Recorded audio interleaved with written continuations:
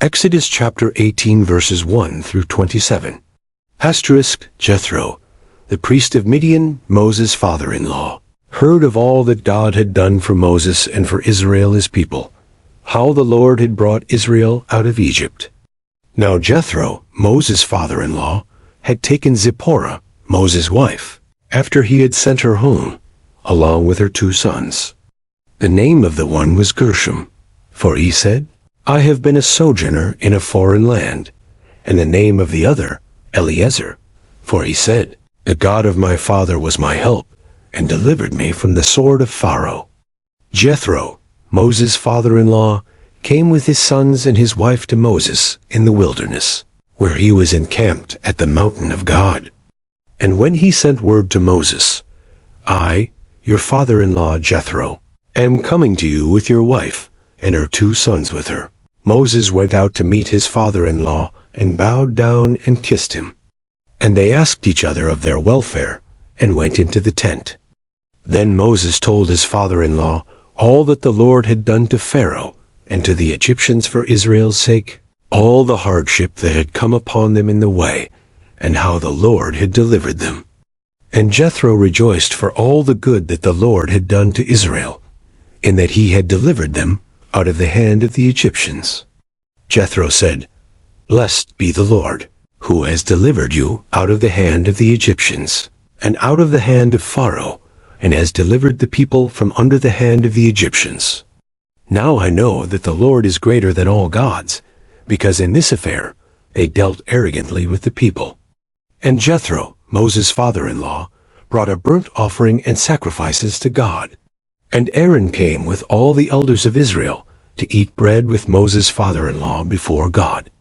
The next day Moses sat to judge the people, and the people stood around Moses from morning till evening. When Moses' father-in-law saw all that he was doing for the people, he said, What is this that you are doing for the people? Why do you sit alone, and all the people stand around you from morning till evening? And Moses said to his father-in-law, Because the people come to me to inquire of God. When they have a dispute, they come to me, and I decide between one person and another, and I make them know the statutes of God and his laws. Moses' father-in-law said to him, What you are doing is not good. You and the people with you will certainly wear yourselves out, for the thing is too heavy for you. You are not able to do it alone. Now obey my voice. I will give you advice, and God be with you. You shall represent the people before God, and bring their cases to God.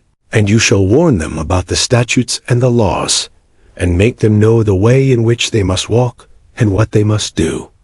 Moreover, look for able men from all the people, men who fear God, who are trustworthy and hate a bribe, and place such men over the people as chiefs of thousands, of hundreds, of 50s, and of 10s.